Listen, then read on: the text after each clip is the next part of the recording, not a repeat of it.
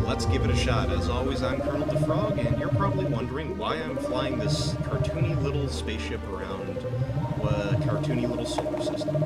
Well, we're taking a look today at Beep, a game about what is quite possibly the cutest little von Neumann probe ever put into a video game. Now, for those of you who don't know what a von Neumann probe is, and for those of you who do know it are probably shaking your fist at me for playing a little fast and loose with the definition. A von Neumann probe is a science fiction concept where you send out a probe, and when it gets to a solar system, or wherever it's going, it takes some of the resources there and builds more of itself, so it can continue exploring. And the idea was that using these things, you could go ahead and explore the galaxy in far less time. Then, of course, people went, well, what if things went wrong? Couldn't these destroy things? And yes, very well they could. If they're outside of the context of what they were thinking about, they very well could take resources that a living species needed. And not to mention, very well considering their replication capabilities, they could go ahead and just, eat up all the solar systems to make more von Neumann probes. And people have actually used that as an answer to the, points in the Fermi paradox's favor that, by all rights, with von Neumann probes being such a good idea, we're not the only people to think of them, and, well, we would have run into it, or, observed the effects of them. And people have gone ahead and said back that, well, you'd have to put a replication in it, and that kind of stuff. But, yeah, we're getting a little off track. Now, these things have been a big part of sci-fi, and in fact, part of my sci-fi history in general. I remember reading an Alistair Reynolds short story in which just essentially a group of terraformers went rogue and essentially started reforming all of the galaxy into these little worldlets with that humans could live on, but of course they were killing humans to do it. I think that was in Galactic North, and that was one of my first real, this is some of the old school, really good sci-fi. Another big one is the Berserker series by Fred Saberhagen, where it's not so much a von Neumann probe as one that's actually meant to destroy and kill people. And that one has a lot of its lineage in the Mass Effect series, which, you've probably seen us covering here a couple of times. We love our Mass Effect, and very much the concept of the von Neumann probe gets into the whole Reaper thing pretty heavily. But in any case, we're not talking about something so nasty. We're talking about an exploration bot that is using on-site resources to go ahead and explore the place. That's Beep. So we're going to go ahead and drop down to the planet, and instead of a mechanical cephalo squid Cthulhu-esque monster, we have something that looks quite a bit like Wall-E, actually. And this is Beep. He is an exploration robot. You play as him. And as you can see, he's got little jump jets on there, he's got these wheels, which actually make the platforming pretty interesting in this game, and he's also got a couple of other features. For example, you can't see me using it right now because I don't have anything to use it on, but he's got an anti-gravity ray that he can use to go ahead and manipulate the environment and move around more easily. And as you can see with this, you've got some enemies, and of course you've got a gun to deal with them. Reload that thing. And yeah, here's the anti-gravity ray. And so far, the game, I've played a little bit of the ways into it, as you can obviously see. And it seems to be a pretty clever platformer that can go ahead and give you some occasionally devilishly hard puzzles, but it's, always the kind of stuff that you can do, you just gotta think about how to do it. And, I like that. Now, I know some of you are looking at this and going, wow, what an ugly game. And, well, it isn't the prettiest thing I've ever seen. That's definitely the truth, no arguments there. But, I gotta say, I kind of like the art style. I think it works for what the game needs, essentially. It's kind of cute, which, and this thing actually, I think, really is a strong look for it, because of the fact that, you're trying to go ahead and figure out what's going on. And there actually might be a little bit of mystery to this game that could be potentially kind of interesting. Because as you see, there are already robots here in this solar system that we've come to, and, you know, why are they attacking us? Are they competing with von Neumann probe? I would love to see that, you know, we just got, you know, an old switcheroo pulled on us, and that's actually what happened. Also, they recently went ahead and put in the concept that, with the proper fuel stations around here, Beep can actually go ahead and fly using the jetpack type thing, which is actually a good deal of fun. But, yeah, it's generally been pretty clever. There might actually be a bit more of a story in here than most people are thinking, but yeah, this, it could be, a little bit more graphic. There could be a bit more graphical fidelity going on there, but I'm not sure that that's entirely a bad thing. Kind of in there. Though that little box there isn't doing the game any favors. But as I say, it's a pretty engaging game. And you know, of course, the fact that you're an exploration robot off in this extra solar system, and you're going around trying to find out what's going on here. I find that really cool. It tickles my fancy that they're, you know, using this as that was bad play on my part. As I say, there's some really interesting bits to it. Like, no, that was very silly of me. Guess we were. Anyway, like this. You know, normally in a platformer, you wouldn't be able to grab onto a ledge like that, but having these two little wheels makes for a different experience, when you're platforming. There we go. And yeah, I mean, it's something new, it's something different. I kinda like that. I mean, I know I'm kinda harping on a really small thing here, but it does make the game feel more distinct, which, you know, God knows that everything needs these days to be more distinct from its competitors. Get on down here. Fine.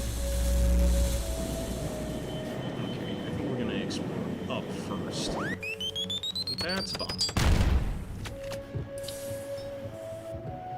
But yeah, I don't know. Tell me what you think in the comments, those of you who are actually watching.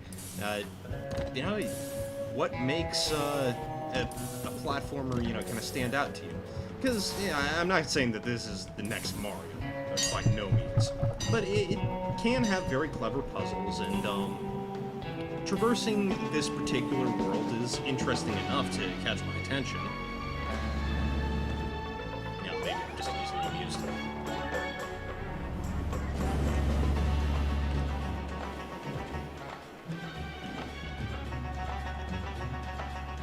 And the enemy design is actually kind of interesting.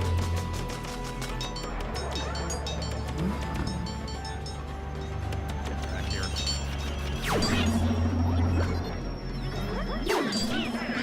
Ouch.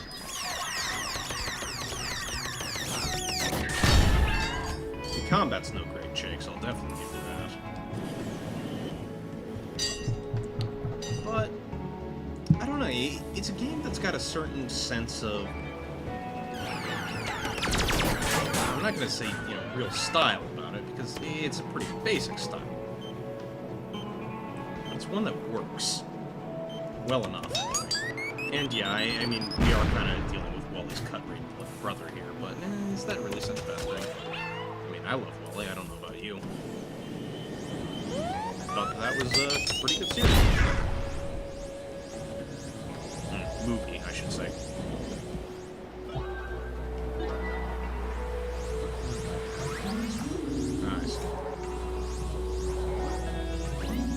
And this is what you're actually trying to get at. You use antimatter to fuel the beep rocket that goes ahead and takes you around the solar system, and the more antimatter you have, the more levels you unlock. There's 3 big chunks in every level, and I think 50 little chunks that go ahead and get to get through the entire game. Check out that cave down there. But, I don't know, maybe I'm just doing the whole,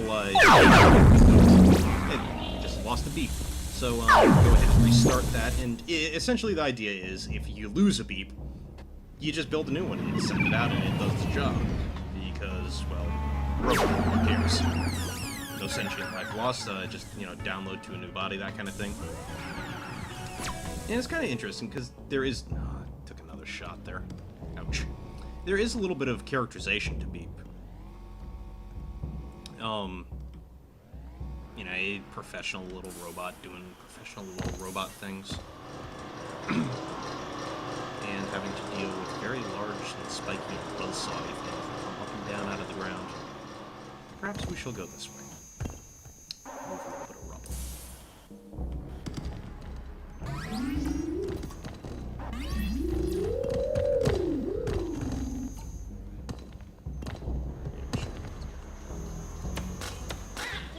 Another interesting bit is when you're in these caves, they actually really do go in for, you know, making it dark. And of course you've got this little thing here, but doesn't necessarily mean that you can see everything, which makes the platforming kind of interesting. Whoa, careful there. You can't always see where the pit is and that kind of thing. It feels more exploratory, like, at least to me. Well, that just felt like, you know, coming up and bushwhacking some guy. Mostly because that's what it was. Let's see. This down here. Yes. And making your way with these tools, it's actually fun. Occasionally you actually have to use enemy corpses to keep on going, which kind of a little bit dark when you think about it. But I don't know, there's just something about this game that I really like. Oh, I see. That's the reason that they have to go there, because you can, you know, use your anti-grav beam through these clear blocks, but you can't go through yourself. So you need to get that, move that up there, go back through the cave, all that good stuff. Here we go. Poor little Beep. I wasn't paying attention. He died. He died. Ignorance. Ah, again. Stop smacking this poor little Beep. Oh, yeah. We'll have to go through all that again. No, that's not so bad. Not like it's that bad of a thing to go through.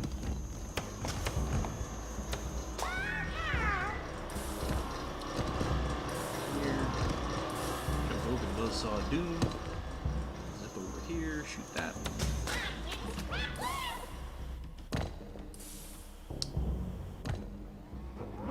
Murder a few more robots that really remind me of nothing so much as the SWAT bots from the Sonic Sat AM cartoon. Does anyone remember that? Am I totally dating myself here? Even if I am, I don't care. That cartoon was a lot of fun. And yes, I know, Princess Sally launched the 2000s, whatever.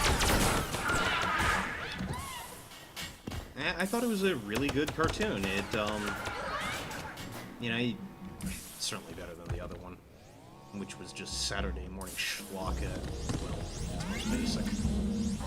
There.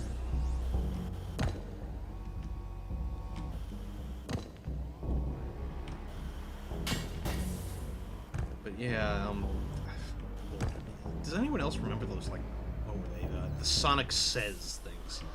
And please tell me I'm not the only one who remembers those as being completely asinine.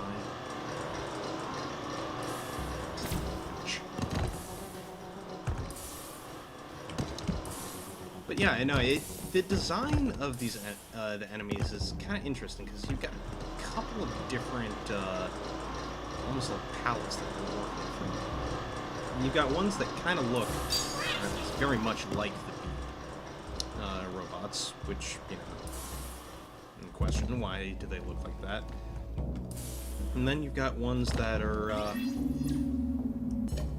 rather like the SWAT bots, which, you know, a completely different, well, not completely different, but, significantly different enough that, you know, you can tell the difference. And then you got, like, these ones that have that's, you know, fairly deep, like, it's a different color. That actually really reminds me of, some Mario enemies. Like, big old cannons from Mario. But, checkpoint.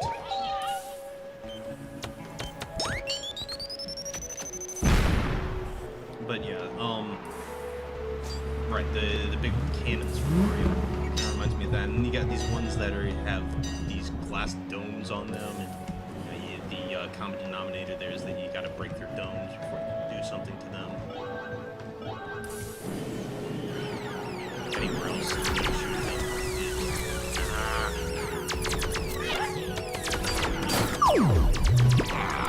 I'm not showing good play on this, am I? Oh, I am not. But, you know, the enemies are actually kind of interesting, because they do have specific ways that you gotta take them out. Like, this guy down here. First you gotta knock him down. For the level. Then you gotta crack stone.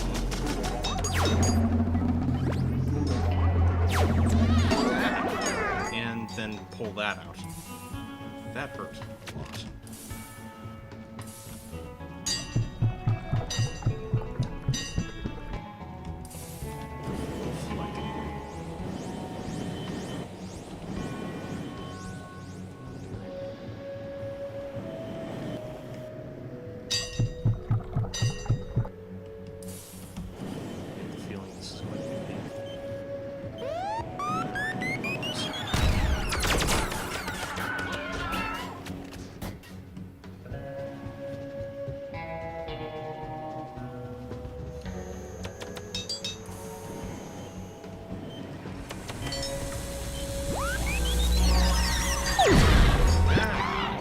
Explosion radius than I thought. So we proved that I'm terrible at this game. But, and really not much else. There's something to be said for this game. The enemies are... each have a way of dealing with them. So they're each puzzle elements. You know, too many games just will go, okay, this enemy, you shoot him. This enemy, you shoot him some more. So there's two of them. Not what I particularly call what I want in my platformers. Oh, I see. This is kind of interesting. So you drop this down here.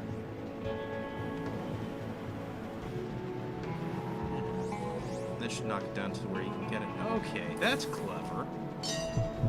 Evil, clever. Ah.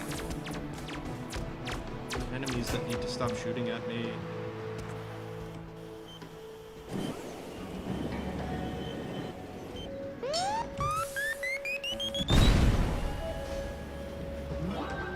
Got that bit. Get some food here. And this isn't too far into the game, and you can actually see that it's giving you some fairly engaging play here. You gotta go ahead, get that, drag it out all the way here. Fuel.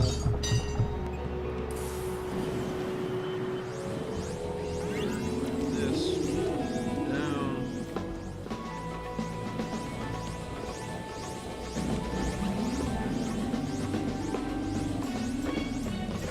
This is good stuff, actually.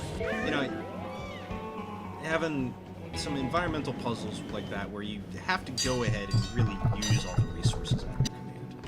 More games, I really feel like could use that kind of game design. Is, you know, be perfect about this? No. Perfect game hasn't been made yet. Get away!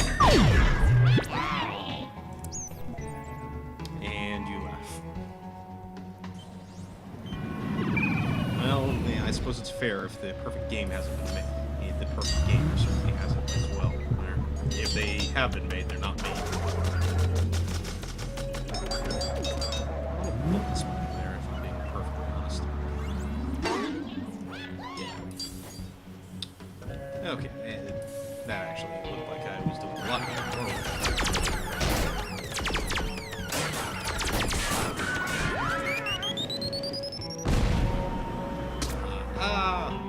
Another enemy takes its revenge on poor little Beep here. Go away, glass jellyfish thing.